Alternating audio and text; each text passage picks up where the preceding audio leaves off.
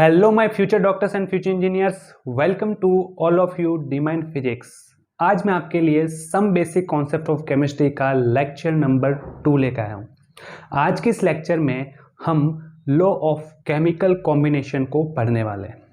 क्या होता है लॉ ऑफ केमिकल कॉम्बिनेशन? हमारी एनसीईआरटी में टोटल 5 लॉज के बारे में बता रखा है, लेकिन मैं आपको टोटल 6 लॉज के बारे में पढ़ाऊंगा। लेकिन आज की इस क्लास में हम पहले लॉ को समझने वाले हैं, उससे किस टाइप के क्वेश्चंस बन सकते हैं वो भी हम देखने वाले हैं। लेकिन ये केमिकल्स कॉम्बिनेशन के जो लॉ है वो करते क्या है, वो हमें क्या इंफॉर्मेशन देते हैं? भाई हमें 6 के 6 नियम हमें पढ़ने क्यों है? वो इसलिए, जैसे मान लो जैसे ये हाइड्रोजन है, ये ऑक्सीजन है, दोनों ने मिलकर H2O बनाया। यह हाइड्रोजन है, ये क्लोरीन है, दोनों ने मिलकर बनाया HCl। रिएक्शन को मैं पहले बैलेंस कर देता हूँ। 2 हाइड्रोजन यहाँ पे भी है, यहाँ पे भी है, 2 ऑक्सीजन है, यहाँ पे 1 है, तो मैं यहाँ से कर देता हूँ 2। ठीक है, रिएक्शन क्या है? बैलेंस है। तो ये 6 के 6 नियम हमें ये बताता है कि किस तरीके से एलिमेंट जो है वो कंबाइंड होकर के कंपाउंड बनाते हैं, किस किस रेशियो में कंबाइंड होकर के कंपाउंड बनाते हैं। बस इतनी ही इंफॉर्मेशन हम इन 6 लोगों से, 6 के 6 जो नियम है वहां से हम निकालते हैं। ठीक है, तो पहले हम लिख देते हैं।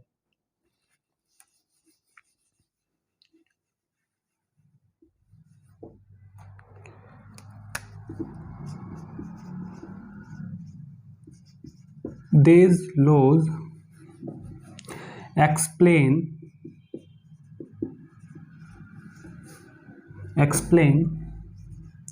how element combine to form a compound। मतलब सीधी सी बात यह है कि जैसे भैया आपके पास एलिमेंट है, ये एलिमेंट किस तरह से मिलकर के कंपाउंड बनाएंगे। जैसे अभी मैंने एग्जांपल बताया, जैसे मान लो हाइड्रोजन है या ऑक्सीजन है या क्लोरीन है। अब हाइड्रोजन और ऑक्सीजन मिलकर के जैसे H2O बनाया, हाइड्रोजन और क्लोरीन ने मिलकर बनाया HCl। तो ये जो एलिमेंट है वो किस किस रेशियो में कंबाइंड होके और किस तरीके से कंपाउंड बनाएंगे, बस यही हमें कहाँ से पता लगता है? इन 6 के 6 नियम से। कहाँ से? लॉ ऑफ केमिकल कॉम्बिनेशन से। तो अब हम पहला नियम स्टार्ट करते हैं, जिसका नाम है law of mass conservation. First है law of mass conservation.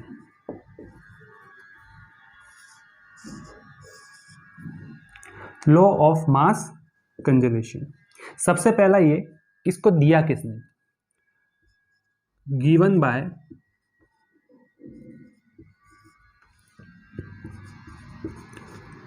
Lavoisier.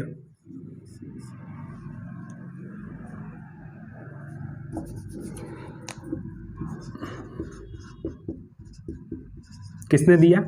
Lavoisier. Actually Lavoisier जो है वो किसी के पापा है। किसके पापा है? ये है केमिस्ट्री के पापा, यानी फादर ऑफ केमिस्ट्री।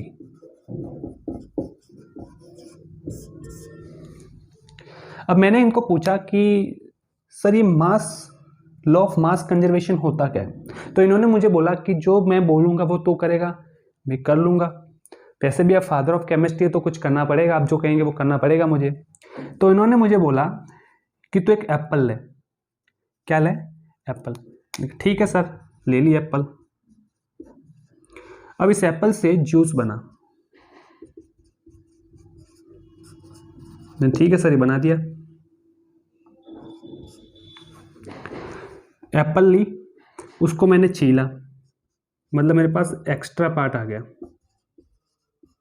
और जूस बना दिया।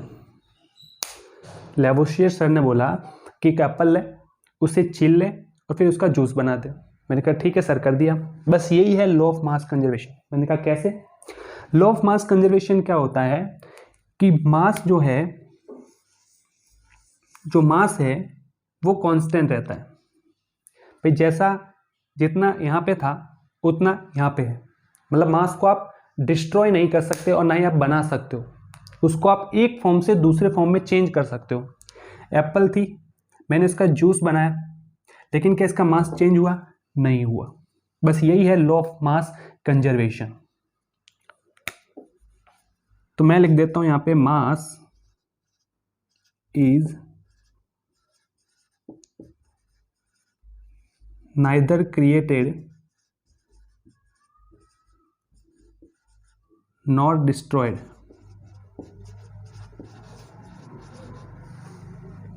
Created not destroyed in a chemical reaction।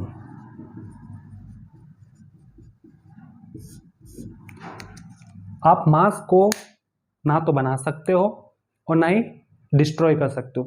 Apple थी, जूस बनाया, एक्स्ट्रा पार्ट। जैसे मान लो एप्पल का वेट है 150 ग्राम और जैसे ही आपने एप्पल का जूस बनाया वो तुम्हें मिला 120 ग्राम और एक्स्ट्रा पार्ट कितना हो गया? 30 ग्राम। तो मास जो है, जो एप्पल का मास था वो इन दोनों का मास था। मतलब मास को आप ना तो क्रिएट कर सकते हो और ना ही डिस्ट्रॉय कर सकते हो। इसका मतलब मैंने यहाँ से एक चीज़ निकाली, वो ये कि द टोटल मास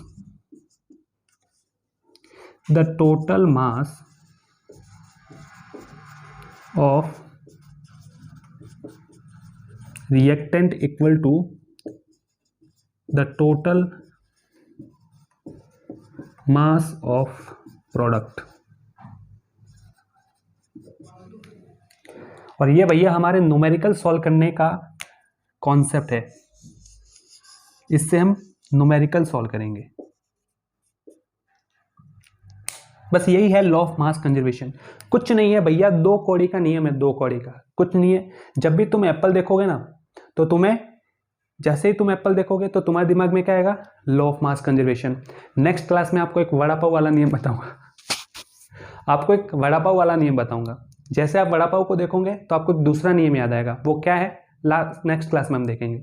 लेकिन अब जैसे आप एप्पल को देखोगे तो आपको लगेगा अरे ये तो मास ऑफ कंजर्वेशन है। ठीक है, ये हो गया लॉ ऑफ मास कंजर्वेशन। अब इसकी कुछ एक कमी भी है और इसका एक यूज भी है, वो क्या है सुनो। पहला इसका जो यूज है वो ये है, balancing the reaction based on law of mass conservation.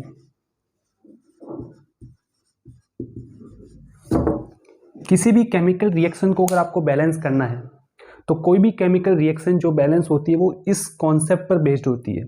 क्यों होती है? क्योंकि इस कॉन्सेप्ट का मतलब क्या है कि जो रिएक्टेंट का मास है वो प्रोडक्ट का मास, यानी रिएक्टेंट का मास और प्रोडक्ट का मास क्या होना चाहिए? इक्वल होना चाहिए। तो हम केमिकल रिएक्शन को जब बैलेंस करते हैं तो हम यही चीज चेक करते हैं कि इधर का मास उधर के मास के क्या होना चाहिए? इक्वल होना चाहिए।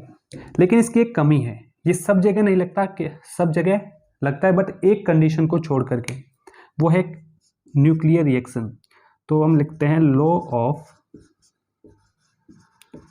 मास conservation, law of mass conservation does not apply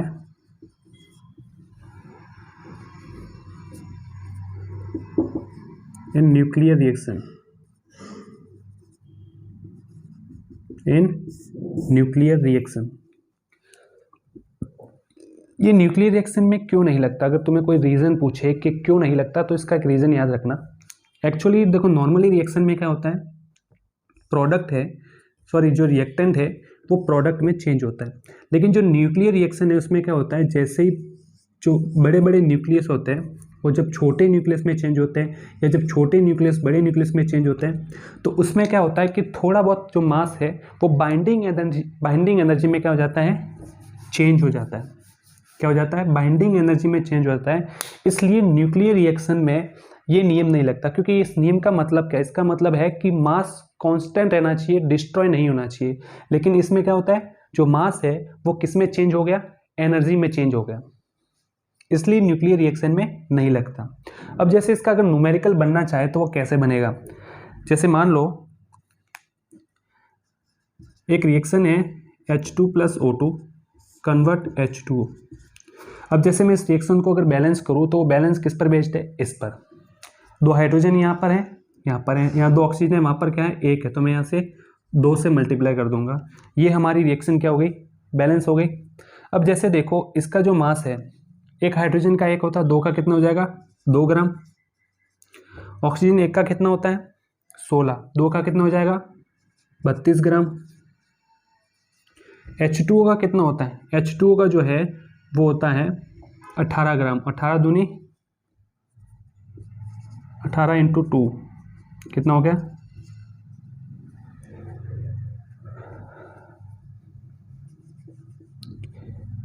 32। हाँ, ये 2 है तो ये भी 2 हो जाएगा। रिएक्शन बैलेंस होनी चाहिए। H2 है, ये कितना हो जाएगा? 36 हो जाएगा। ये कितना हो जाएगा? 4 ग्राम हो जाएगा। अब लॉ ऑफ केमिकल कॉम्बिनेशन क्या बोलता है? ये बोलता है कि इधर का जो मास है वो इधर के मास के क्या होगा? इक्वल होगा। यानी आपको अगर कोई रिएक्शन दी जाएगी और उसमें बताया जाएगा जैसे एक का मास आपको नहीं दे रखा, बाकी का दे रखा है, तो कुछ नहीं करना, टोटल रिएक्टेंट का mass equal to total product का मास इक्वल कर दो। वहाँ से आप एक्स या जो जिसका भी मास निकालना वो निकाल दो। बस यही है लॉ ऑफ मास कंजर्वेशन। तो आज के लिए इतना ही, मिलते हैं नेक्स्ट क्लास में, तब तक पढ़ते रहिए। All the best.